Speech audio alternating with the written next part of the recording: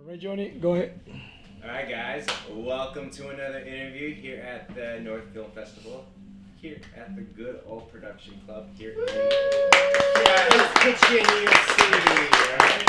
So this is our final interview right now. We're going to do a Q&A with this film that we just watched. Who do we have here? We have Alicia Pelche.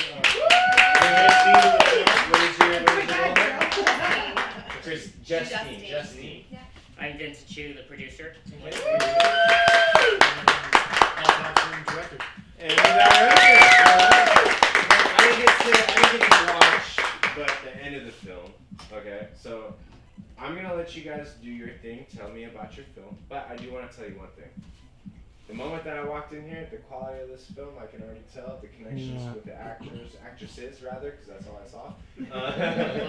It was really, really good. I feel like this is a really good team put together. You saw that massive credits, right? All those people.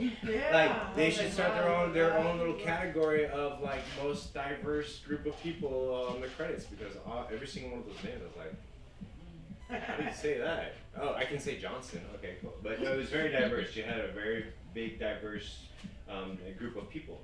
So, how did you guys come about coming together with this film? And what influenced you to bring this film? Yeah, influence. I don't know what the influences are. I mean, I think the film goes back from an idea back in 2013. There's credits there for a teaser that we did, like proof of concept teaser. That was like all the rage back then, and maybe still now. And yeah, at that time we literally had just an idea. It was sort of like, let's imagine this woman going back to meet her daughter, and what would she not want people to know about? Okay, she's a porn star. Let's do that. In her hometown, they wouldn't want them to know about that. And then the film the script got written during the process of this contest that was going that we were making this teaser for. So that was like 2013. Fast forward many, many years, the script was there, very different form, but we bring the script. Time changes, right? Yeah, things change.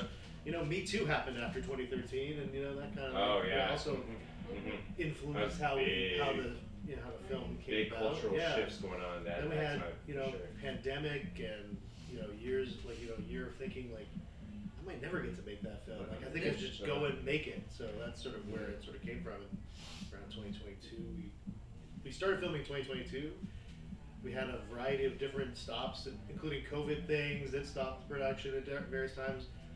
Olivia, the lead actress, not on set but at home one day, dropped a knife through her foot and had surgery like 2 or 3 times. Foot still kind of like a little messed up. But chicks with scars are pretty high. So that shut us down for 6 months, and so it was always like, when can we find time to go back to this? I mean, your first day would have been February or March 2022, and like your last day would have been February 2024 or 3. But we still like February 2024. We were filming like the last flashback scenes. Because again, that was like, oh yeah, we'll get to those flashbacks. We got to cast people for that, and we hadn't done that yet. So yeah, it took you about a decade to make. Exactly. I mean, the filming was like 3 years, anyways, and then the actual, from the inception to now, it's been a long time. It's very interesting how during the pandemic, 2020, 2021, there's some people that they're in that creative space already, and it killed that creativeness. It killed all our projects. But there's some people that's where they got their whole light, the fire underneath their butt. Like that's what created it. I didn't even know how to tell it here, but they had it. Yeah, plenty of time to do it. So with that, 10 years to do it. Yeah. What kept your motivation up to make that film possible? To make this film possible? I mean, it definitely went backwarder for a long time. I mean, I think it was just I liked that story of Kate and Charlotte, and somehow pandemic time, just lots of time alone, riding my bike at night, just like get some exercise or get outside a little bit, and all just running through the ideas of how this film would happen. I think I made schedules for this movie many times over the years, like how can we shoot this, and imagine it being way shorter and way less people, and just kind of ballooned a little So bit. is this the original cast right here? Is the original crew No, right here? I Or mean, is not it from the kinda- teaser. you kinda Not just for the changed it, teaser. not for the The teaser. teaser was okay. a really long time ago, so I mean, yeah, but yeah, I mean, it did come together with casting. So, I mean, we were talking about our audition tape today, Yeah. and we will find out, but like when we got Alicia's audition tape, it was like, oh, okay, like that's Justine. Like and you gave us insight into Justine that we hadn't even that I didn't even know until I heard the way you read some of the lines. So we knew from the first time we heard that. Can you give me an example of the lines that you read? Well, it's a very different script, so that's why Yeah. my mother actually was like, I'd love to see that audition tape. I'm like, I would too, actually, Yeah. because it was so long ago. But I do remember vividly seeing the script being like, Yeah. like a juicy script, and it was right at the beginning of the pandemic, and I was just so hungry for work, and it was something that I could really sink my teeth into. So I had a lot of fun with that audition. So I missed a huge majority of the film. Really missed Tell me your role. Tell me the most the tough part of it. Tell me your role. So I am the villain, but you don't find out. Yeah, you don't find out till We have to later. cut that out of this if we expose it. Yeah. Okay, Spoiler alert. we can You do all that. know, but Yeah, let's move note to self. questions to the public. Alright. Okay. Well, never mind. Never mind. Well, Fine. yeah. I won't ask any questions anyway. I'll just ask you guys the questions. Alright, so let me get some questions. Do we have any questions Yeah, right for? here. We have Paul, 2 minutes. The sound is top notch. How do you guys manage that? You guys capture all the sound in set, or you guys did ADR, but the sound is fantastic. there's some really interesting parts of sound in that. So, but I mean, we really actually did capture most of it on set. We had great sound recordists. One of the best boom ops in Toronto. It was a friend of mine. I've worked in the industry for a long time, and so I actually didn't lean on a whole lot of friendships, but I brought him in, and yeah, he's just a pro at getting the boom where he needs to be, and kind of a lot of the crew was sort of younger, newer people, so I think actually taught our sound recordist a little Cool. better about how to get better sound even through the process, which was good. So sound was good. We actually had some hiccups a day where we didn't have that team available, and then we didn't get audio for 3 days of shooting and didn't catch it until later. So there are scenes that are entirely ADR. Because it was are we gonna go back and reshoot those things? Well, let's just redo that audio over and we did multiple times sometimes just to try to get to things. So there are a couple scenes that are I struggle to watch a little because I'm okay, looking for all the lip sync things, but yeah, honestly, having a decent sound team on set, what we learned on that side, it was just pick up a couple of days and got no sound. But yeah, overall, the sound was obviously, and we ended up having again a pretty young sound designer who took it on, and again was just really amazing to work with. Yeah.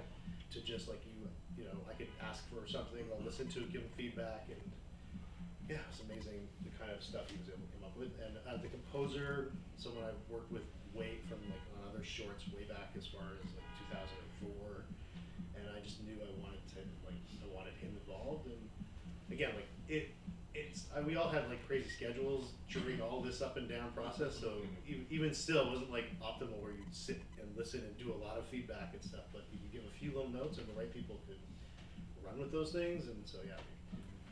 How long did it take you to record? The score or Yeah, whatever? the entire the Oh, to shoot the film? Yeah, Well, just the film. How I many mean- hours do you think you did? I don't know about hours. I mean, days, it ended up being 40 days of shooting, which is an insane number for an Wow. indie. I mean, some of those days were shortened due to things like COVID and other things, and sometimes also just because we would get stopped by some reason, and then we'd have to pick up and reschedule, and yeah, so it ballooned a little more than. We had a question right there. Any other Yes, questions go right ahead. here? First of all, I want to tell you all that it was a really well-made movie. I went through the story, and finding out that you were the villain was a big surprise. And I mean, the scene her throwing up and then coming back, it felt as if, oh God, I understand. He points at her, so I'm coming back to her. So it worked on me. And I wanted to ask if your work had been how much are you directing the actress, or she had it in her being that nice about underneath the psychic. So how much from it is it your word or your word? I mean, you have to, like, first of all, there's like a script, and that was from. I mean, I didn't write the script. I sort of had the story and worked with, again, a writer who I've always worked with, and he just has a great way of kind of working things out. And then sort of another writer came in later and kind of helped the post Me Too aspects of it. That was Marina Gator, and she helped a lot. On set, I think you and I had a lot of discussions about Justine and what, like, you know, the motivation were, and I think you actually helped me kind of hone that back a little bit, like figure it out a little more, because things had changed so much in the script too, like what she was before, back in the 2013 script and like a 2020 script and so on. So You're a really good casting, because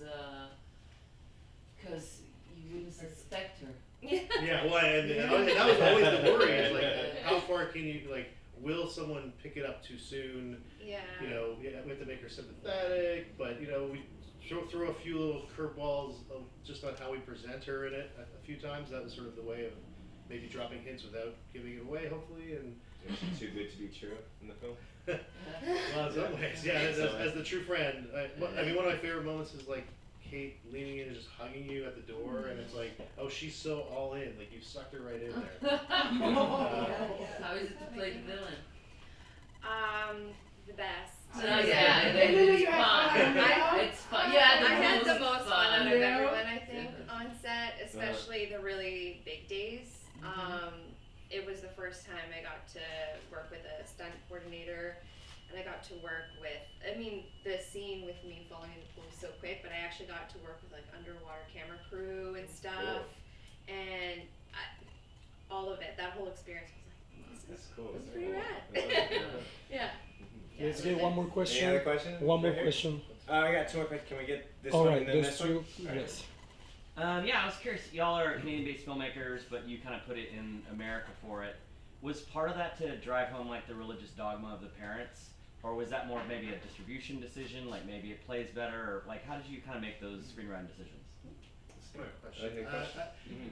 I mean, I don't think it was particularly for the religious, like, I mean, I think we still have people in Canada who also can be just as, you know. We all think of you as nice, though. Yeah.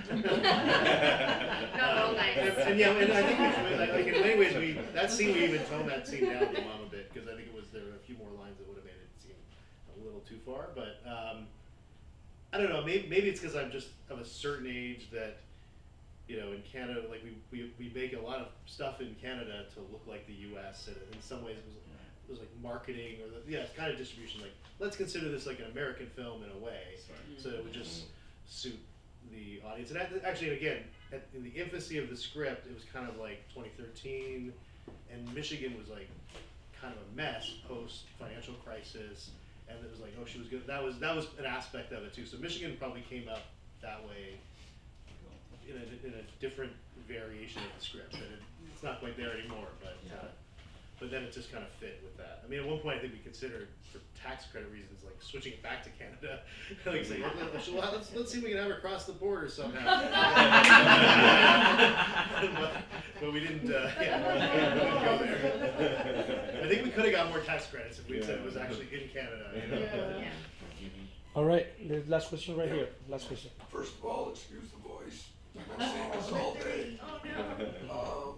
How did you decide to use that house, that mansion? Because it went perfectly with the story. It's like it tied everything together. Yeah, I mean, I think always, like, maybe it's like that monster in the house concept of horror. I mean, I feel like we could have had a leaner film if we were more in the house, you know, in terms of production or whatever. But the idea of the house being kind of the centerpiece, and I think that was also like, oh yeah, she ends like in the very earliest versions of the film. It was like she's gonna end up in this house, and it's all gonna center there. It's actually 2 houses. The house did not have an indoor pool. We found another house that had an indoor pool and had to like try to stitch those 2 together. But yeah, I mean, at one point we had a construction site across the street that was going to be where the finale happened, and that there was no such place. And we, you know, like, how are we going to film across the street and then connect it later and keep it consistent? And then it was like, wait, we have this pool. We have a house with a pool in it. Like, let's make it all happen there at the end. So that kind of, you know. And that decision happened, a year apart. Wow. Yeah. Oh We wow. filmed the mansion part, and we had another pool booked, and then it was a year later that we stitched the pool scene back into, Well, and everything just fit from set design That's all the way crazy. through. That consistency you're able Yeah. to keep through that amount of time that it took to create this film. That's. I mean, I didn't get to see it, but I already know. I can tell. I watch a lot of film. I can see that there was a lot of consistency. In the main house, I remember there was a lot of discussion, like, okay, which way is the pool? Oh, it's down this hallway, which goes to like the living room, but like everyone looks this way, whatever the pool is. But that was not really the The direction it was at. There's Okay. nothing down there. They don't know that. Movie